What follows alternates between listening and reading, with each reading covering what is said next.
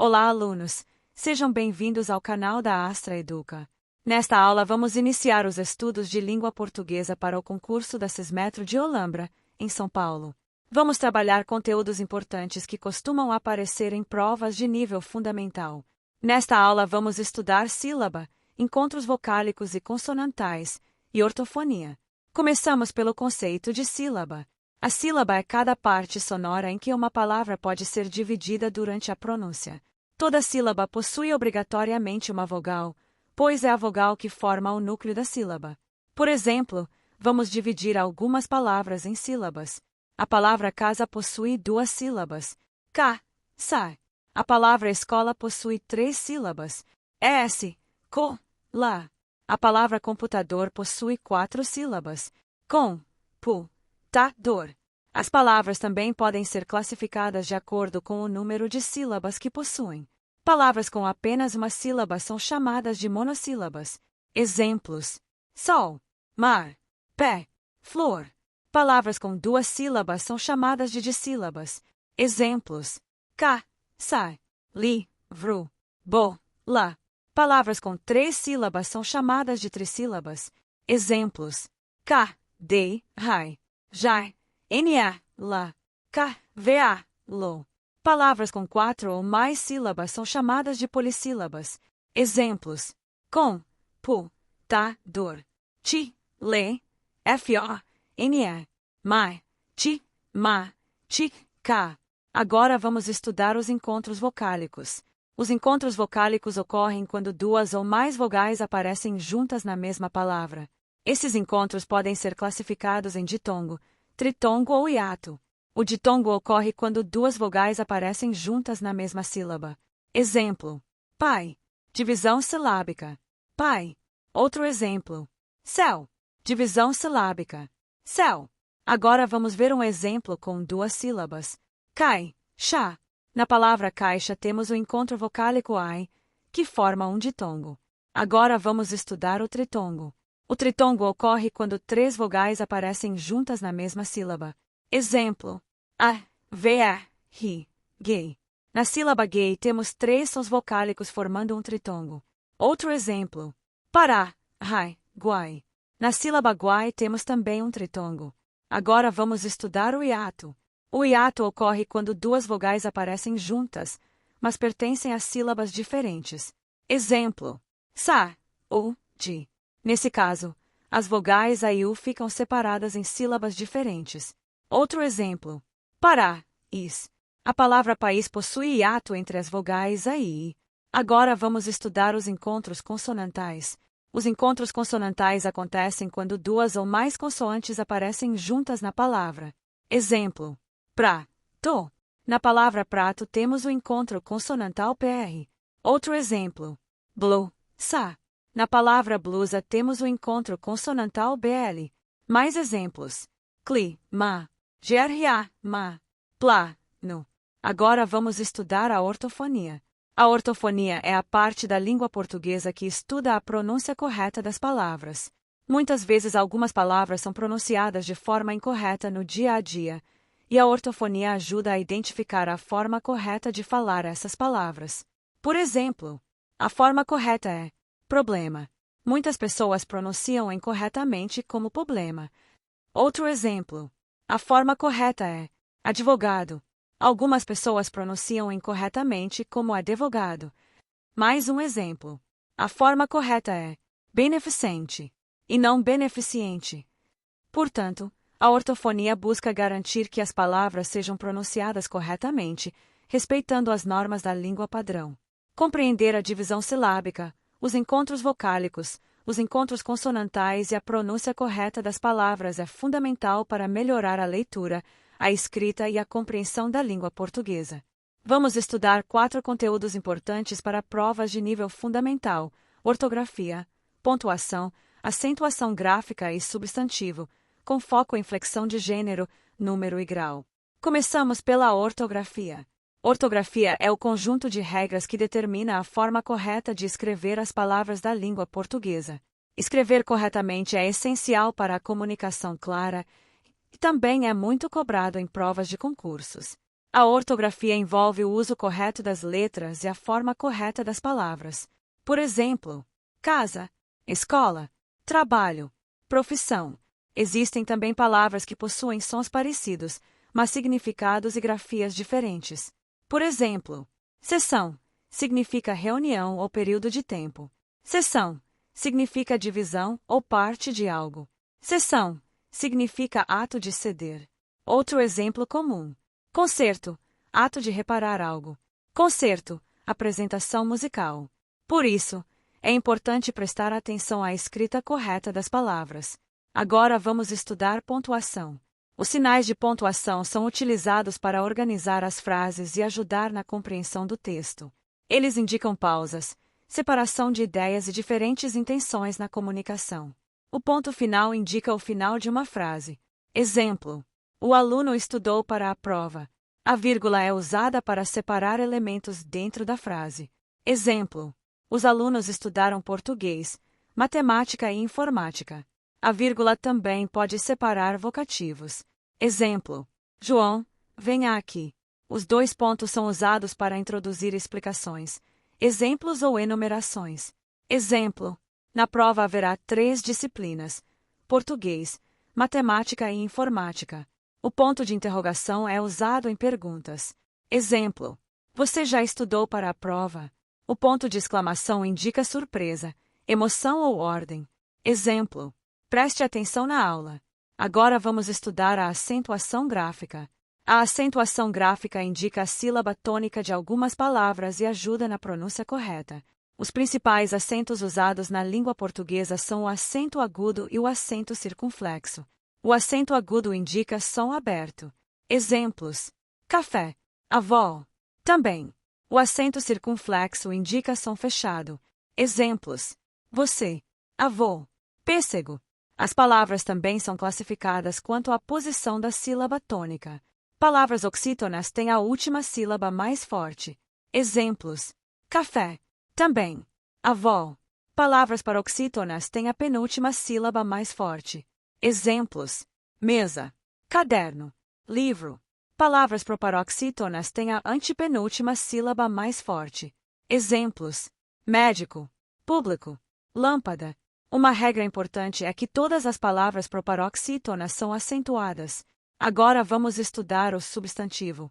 Substantivo é a palavra que nomeia seres, objetos, lugares, sentimentos ou ideias.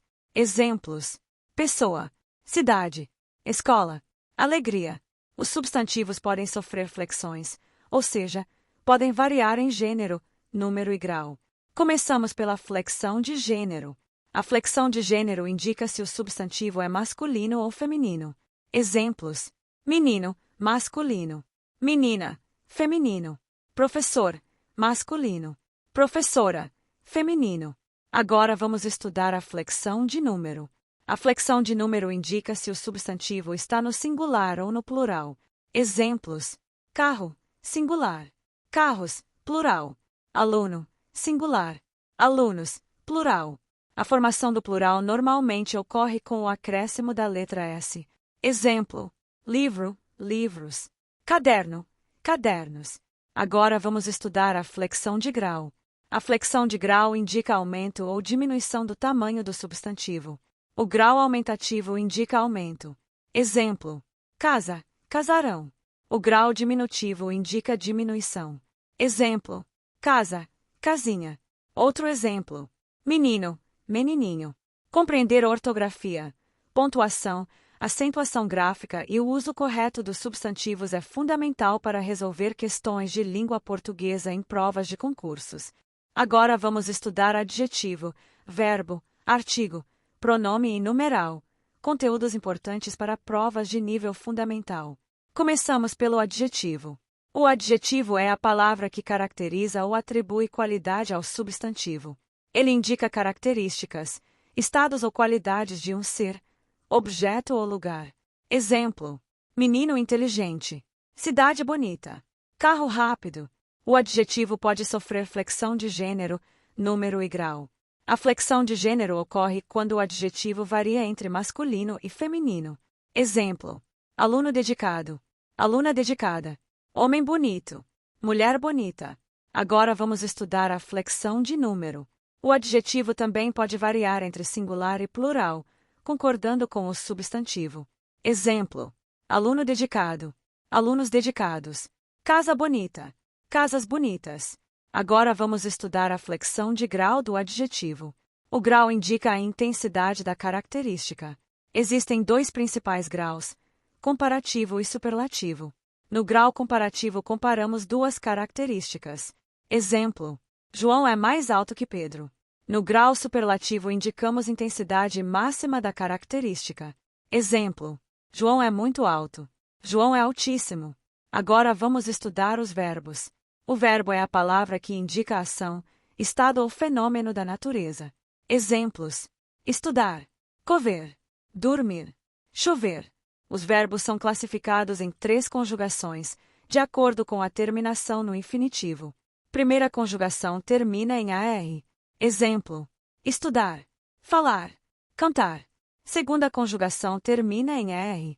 Exemplo: comer, voider, beber. Terceira conjugação termina em IR. Exemplo: partir, abrir, assistir. Os verbos também variam de acordo com pessoa, número, tempo e modo. Exemplo de conjugação do verbo estudar no presente do indicativo: eu estudo, tu estudas, ele estuda, nós estudamos, vós estudais, eles estudam. Agora vamos estudar o artigo. O artigo é a palavra que acompanha o substantivo e indica gênero e número. Existem 2 tipos de artigos, definidos e indefinidos. Artigos definidos indicam algo conhecido. Exemplos: o, a, os, as. Exemplo em frase: o aluno estudou para a prova. Agora vamos ver os artigos indefinidos. Eles indicam algo de forma geral ou indefinida. Exemplos: uma, os, umas. Exemplo: um aluno chegou atrasado. Agora vamos estudar os pronomes. Pronome é a palavra que substitui ou acompanha o substantivo. Existem diferentes tipos de pronomes. Pronome pessoal substitui o substantivo e indica as pessoas do discurso. Exemplo: eu, tu, ele, nós, eles. Exemplo em frase: ele estudou para a prova. Pronome possessivo indica posse. Exemplo: meu, minha, seu, sua, nosso, nossa. Exemplo: meu caderno está na mesa. Pronome demonstrativo indica posição em relação às pessoas do discurso. Exemplo: este, esse, aquele. Exemplo: este livro é interessante. Pronome indefinido indica quantidade indefinida. Exemplo: alguém, ninguém, tudo, nada, alguns. Agora vamos estudar o numeral. O numeral é a palavra que indica quantidade, ordem, multiplicação ou divisão. Existem diferentes tipos de numerais. Numeral cardinal indica quantidade. Exemplo: 1, 2, 3, 10. Exemplo em frase: 3 alunos chegaram cedo. Numeral ordinal indica posição ou ordem. Exemplo: primeiro, segundo, terceiro. Exemplo: ele chegou em primeiro lugar. Numeral multiplicativo indica a multiplicação. Exemplo: dobro, triplo. Exemplo: ele recebeu o dobro do valor. Numeral fracionário indica divisão. Exemplo: meio, 1/3, 1/4. Exemplo: ele comeu metade do bolo.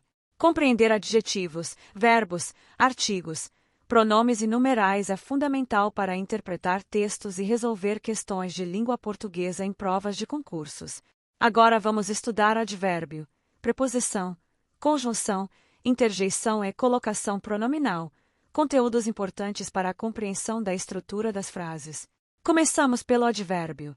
O advérbio é a palavra que modifica o sentido de um verbo, de um adjetivo ou de outro advérbio. Ele indica circunstâncias como tempo, lugar, modo, intensidade, afirmação, negação ou dúvida. Exemplo: o aluno estudou muito. Nesse caso, a palavra muito intensifica o verbo estudar. Outro exemplo: ele chegou cedo. Nesse caso, o advérbio cedo indica tempo. Existem diferentes tipos de advérbios. Advérbio de lugar. Exemplos: aqui, ali, lá, perto, longe. Exemplo em frase. O aluno está aqui. Advérbio de tempo. Exemplos. Hoje. Ontem. Amanhã. Sempre. Nunca. Exemplo. Ele estudou ontem. Advérbio de modo. Exemplos. Bem. Mal. Rapidamente. Calmamente. Exemplo. Ele respondeu corretamente. Agora vamos estudar a preposição. A preposição é a palavra que liga duas outras palavras, estabelecendo uma relação entre elas. Algumas preposições são de, para, com, em, por, a. Exemplo.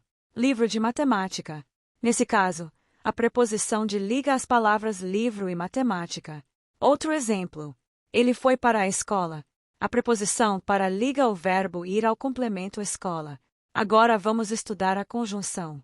A conjunção é a palavra que liga palavras ou orações dentro de uma frase. Exemplos de conjunções.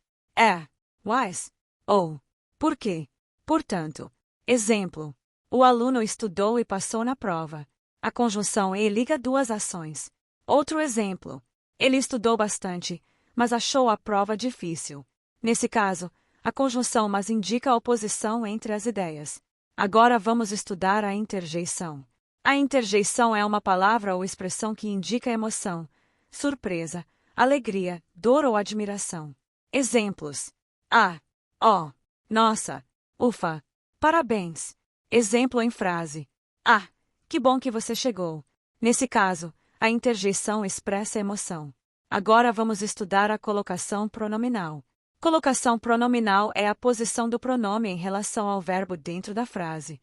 Existem três tipos principais: próclise, ênclise e mesóclise. A próclise ocorre quando o pronome aparece antes do verbo. Exemplo. Ele me ajudou. Nesse caso, o pronome me aparece antes do verbo ajudou. A próclise também ocorre quando existem palavras que atraem o pronome, como palavras negativas. Exemplo. Não me diga isso.